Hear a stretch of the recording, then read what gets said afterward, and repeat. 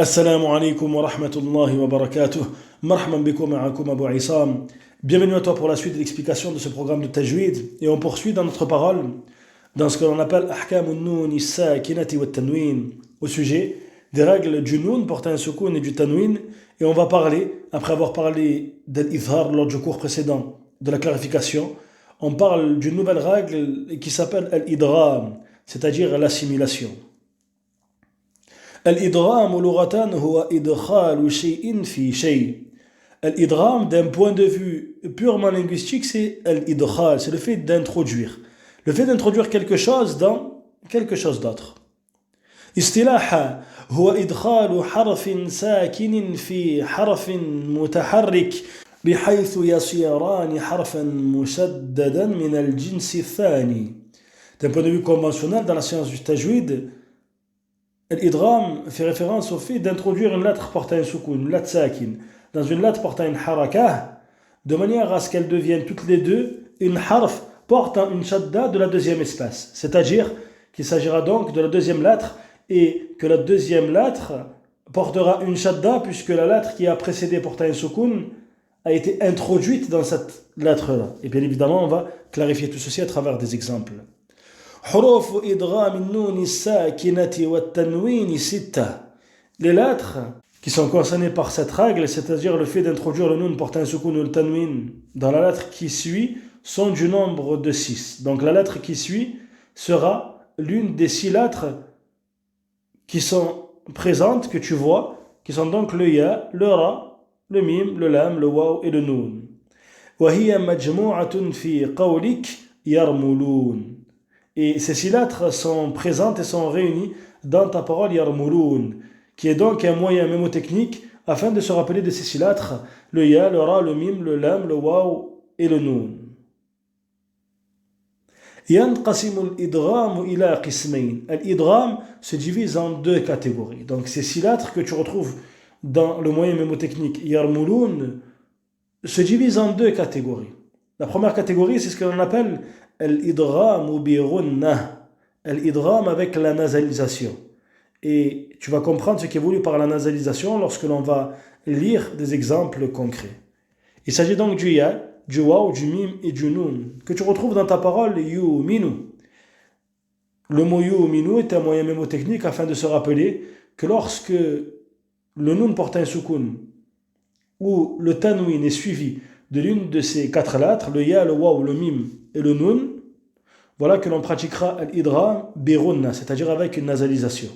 Et tu remarques par rapport aux lettres que l'on a citées juste avant, c'est-à-dire la lettre de yarmulun, qu'il reste 2 lettres que nous n'avons pas citées, en l'occurrence le ra et le lam, dont on parlera juste après, puisqu'ils sont concernés par la deuxième catégorie pour l'idgham.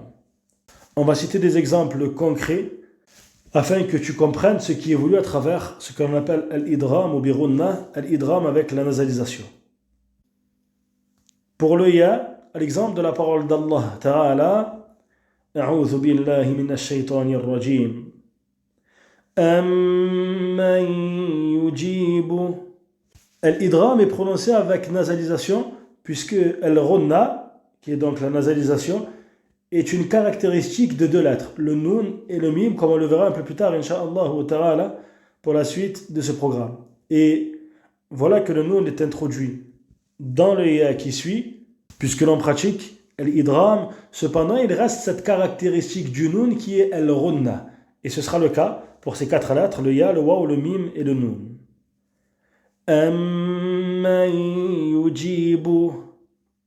Si on prend la parole juste après, Yawma yaj'alu. On remarque qu'on introduit le tanwin dans le ya qui vient juste après, et il reste cependant bien évidemment la nasalisation.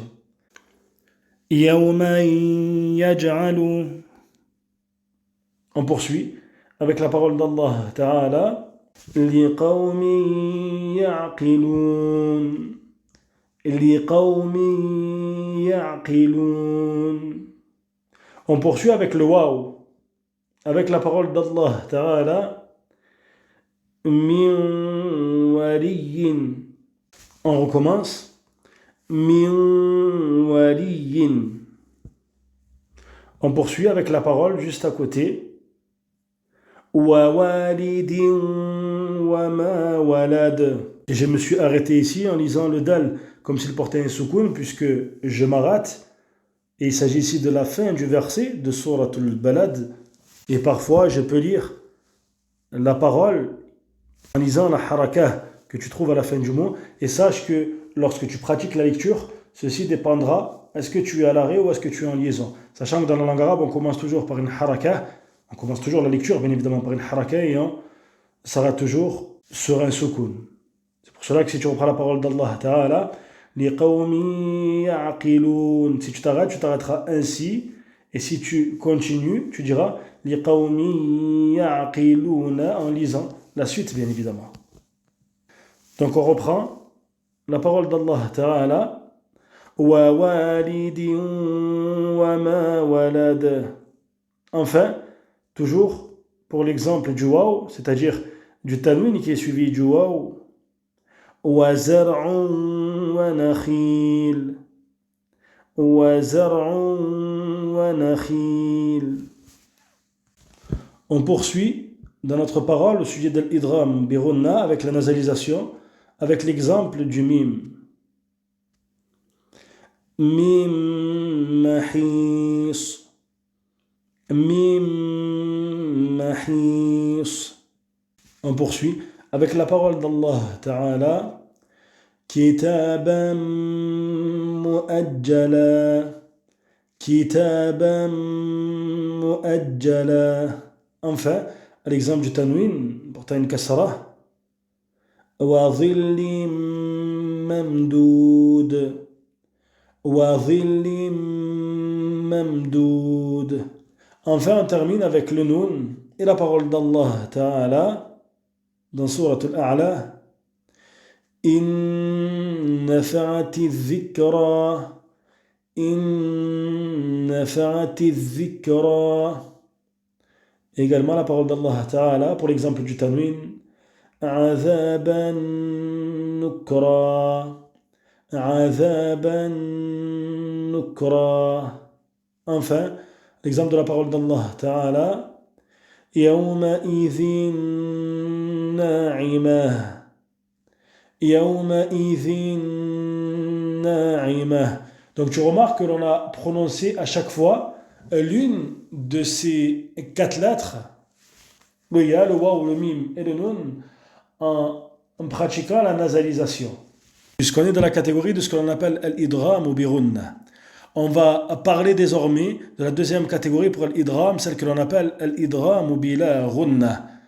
L'idram, avec le fait de ne pas prononcer la runna, il s'agit des 2 lettres restantes dont on n'a pas parlé pour la formule yarmulun. Il s'agit donc du ra et du lam. Et tu vas comprendre à travers la pratique la différence qu'il y a entre l'idram avec la runna, la nasalisation, et celle qui n'est pas pratiquée avec la nasalisation.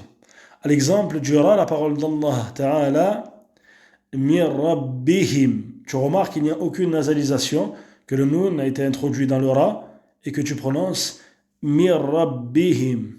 Ou alors l'exemple de sa parole Ta'ala, Thamaratir rizqa. Thamaratir rizqa. Il n'y a aucune nasalisation. Ou alors l'exemple de sa parole Subhanah, Ghafurur rahim. Ghafurur rahim. Et à l'exemple pour le lam de sa parole Subhanah, Yubayyin lana ma hi. Tu remarques qu'il n'y a plus aucune caractéristique du nun à partir du moment où l'idram est pratiqué sans runna, sans nasalisation. Il n'y a plus aucune caractéristique du nun et on lit directement un lam avec une shadda. Yubayyin lana ma hi. Ou alors à l'exemple de sa parole Subhanah, Qawlan layyina. Qawlan layyina. Enfin, à l'exemple de sa parole Subhanah, dans Surat al-Humazah, Humazatil lumazah. Humazatil lumazah. Donc ça, c'est ce qui est voulu à travers l'idram sans la runna et à travers l'idram de manière générale concernant les règles du nun portant un soukoun et du tanwin. N'hésite pas à t'entraîner lors de ta lecture et de remarquer ces différentes catégories, puisque cette règle du nun sakin et du tanwin et ces règles du nun porter un soukoun et du tanwin de manière générale sont bien évidemment très présentes dans le Coran.